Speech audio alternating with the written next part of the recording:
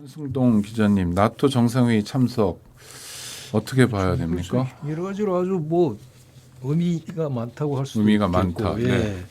근데 이게 정부가 이제 특히 이 반중 반러가 아니다 하고 일본도 의식하고 있는데 이게 자체가 사실 이게 일종의 확대 나토 정상회담 자체가 우리가 처음 가는 것이기도 하거니와 이 보면은 기본 성격 자체가 중국과 러시아에 대한 견제거든요. 이게 네. 나토의 확대인데 전 글로벌한 확대인데 거기에 우리나라가 주요 국가로 어쨌든 참석하는 것 자체가 이미 그런 의심을 사게 돼 있는 그런 상황이거든요. 이 회의 자체가 그런 성격이기 때문에 그래서 그건 굉장히 조심스럽고 걱정스러운 부분이기도 하고요. 또 우리 입장에서 일본이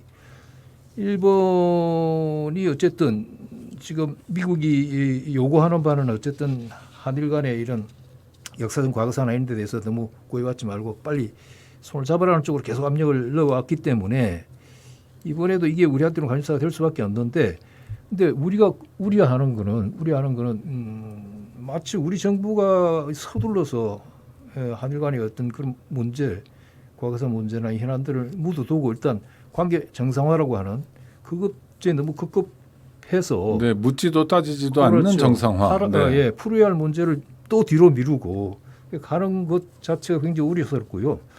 그 지금 이 주도하는 게 미국이잖아요. 어쨌든 우리가 하는 것도 가장 기본적인 거는 미국의 구도 아까 처음에 말씀드렸듯이 어떤 중국 러시아 견제로서의 글로벌한 어떤 서방의 어떤 안보 경제 안보 체제 특히 동맹 군사 동맹 체제에 한국이 어떻게 보면 한국이 가장 우리 남북 분단 상황이나 이 동아시아 상황을 보면 우리가 본의 아니게 가장 그 최전선에 서게 되는 상황이 되어버리게 되는데 가장 첨예하게 부딪히는 부분에서 오히려 그 주도하는 국가들 뒤로 불러쓰고 우리가 가장 지정학적 위치는 그렇죠. 우리가 뭐 북한, 중국, 러시아와 가깝게 있으니까요. 네, 그런 역할을 요구받으면서 우리 이해관계인 러시아나 중국과의 관계나 이런 걸 따지기 앞서 일본과 무조건 손을 잡는다든가 이런 것들은 굉장히 조심해야 되는 부분인데 사실 걱정할 수밖에 없는 것 같습니다. 이거는.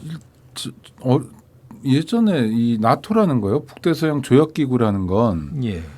소련을 중심으로 한 바르샤바 조약기구에 그렇습니다. 대응하는 거였고 예. 또 뭐 맨 처음엔 나토 만들어졌을 때 소련도 가입하고 싶어 했는데 받아들이지 그랬죠. 않았다는 거고 그럼 지금에 와서 나토라는 건 북대서양 조약기구라는 건 예. 어떤 의미입니까? 그 북대서양 조약기구라는 게 그야말로 전 글로벌한 확대예요. 지금 보면은 이번에 4개국이 새로 30개 회원국 정식 네. 회원국이거든요. 그런데 8개국이 새로 가는데 파트너국으로서 한국하고 이쪽 동아시아 4개, 이건 대중용입니다. 여기 보면은 한국, 일본, 호주, 뉴질랜드. 뉴질랜드요. 그다음 저쪽에는 러시아 견제로는 우크라이나, 스웨덴, 그다음에 핀란드, 네. 조지아 같이 네.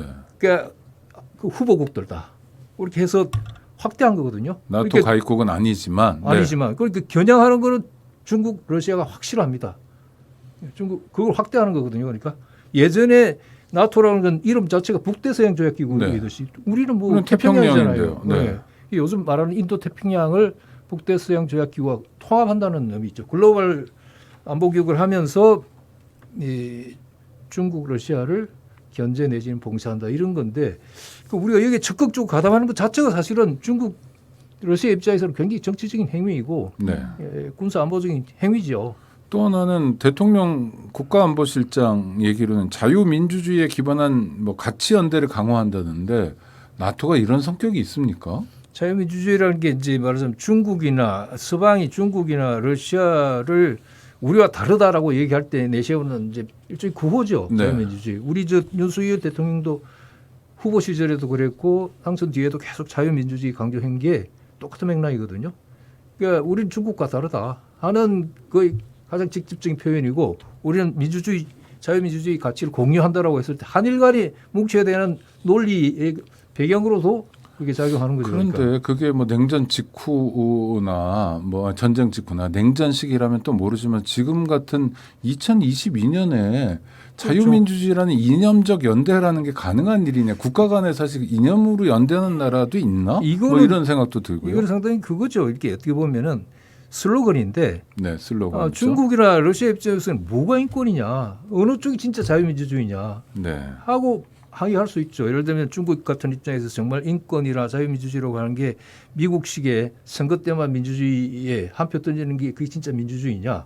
우리처럼 가난한 몇 억의 인구를 제대로 먹여 살리고 가난 빈곤에서 구하는 게 인권이냐. 아니면 너희들처럼 그 비만에 오히려 비만이 전 국민이 그게 되고 아프리카나 다른 대륙에서는 저렇게 굶어가는 걸 방치하는 것이 그게 무슨 인권이냐 하고 그게 자유민주주의냐 하고 반박할 수 있죠. 그러니까 이쪽이 한쪽이 주장하는 자유민주주의라는 게 절대적인 가치가 아니고 상대방을 공격하기 위한 하나의 가치 내지는 구호일 가능성이 그리고 있는 거죠. 자유민주주의라는 건 이념이지만 일종의 도구잖아요. 그러니까 도구죠. 자유민주주의가 우리가 가야 될 어떤 이상향이 아니라 그렇죠. 자유민주주의를 통해서 뭐 복지국가로 간다. 예. 더 나은 세상으로 간다. 예. 사람들이 잘 사는 세상으로 간다. 이런 거잖아요. 예, 그렇습니다. 그러니까 그 도구를 가지고 이념, 뭐 가치 연대인 것처럼 이야기하는 건 좀 어색해서요. 아니 왜냐하면 찰진한 옛 노래를 부르는 것 같은 느낌이라서. 냉전 시대의 구호거든요, 이게. 네. 그래서 지금 이 글로벌 확대, 나토 확대 서양 조약기구 확대를 신냉전이라고 하는 이유가 신냉전이요. 네. 그 과거로의 회기죠. 과거로의 회기고, 근데 우리는 굉장히 어떻게 보면 위험하고 불행한 것이 우리는 냉전 시대의 그 분단세를 그대로 고착되어 있고 신냉전에 있어서도 우리는 분단해서 우리가 최전선이에요 또. 그렇죠. 그러니까 우리가 네. 한이라고 합치면은 미국과 일본의 역사에서 보듯이 미국은 항상 동아시아 정책에서 항상 일본을 중심으로 했었고 심지어 일본이 미국을 공개해서 2차 대전에 전쟁까지 해놓고 패전국 일본을 오히려 동맹국으로 격상시키고 네, 우리나라를 적대국이었는데. 분단시켰잖아요. 네. 그것 때문에 전쟁이 일어났고 그러니까 항상 한국은 종속 변수로서만 하기 때문에 우리가 위험하다고 생각하는 게 한일 간의 관계를 무조건 정상화해야 된다라고 하는 거는 곧 그런 역사를 또 되풀이하는 거냐. 미일 중심으로 가고 우리 또 분단을 고착화하고 우리끼리 싸우라는 얘기냐 네. 하는 걸로 의심할 수가 있는 거예요. 이거. 그러니까 당연히 의심해야 우리는 돼요. 비극적인 한국 전쟁을 겪은 사람들이니까 특히 오늘 토요일이 6.25 날 아닙니까? 깊이 생각해야 될 문제인 것 같습니다.